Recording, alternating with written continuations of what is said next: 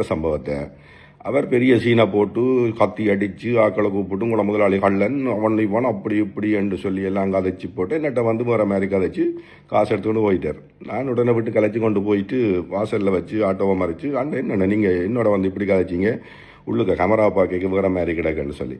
அதே மாதிரி தான் இந்த நேற்று நடந்த வெறும் வந்து நான் இப்போ கேமராவை எடுத்து பார்த்துட்டு தான் இந்த வீடியோ விடுறேன்.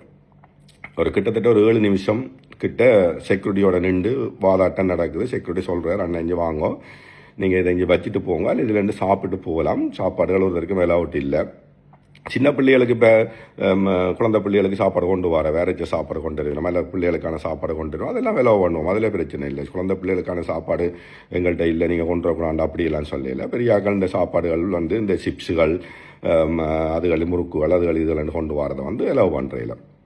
அது யாராக இருந்தாலும் அது சட்டம் தான். அது விரும்பினா வரலாம், அப்படி இல்லைன்னா சாப்பாடு கொண்டு வரலான்ட்டு அதை திரும்பி போகலாம்.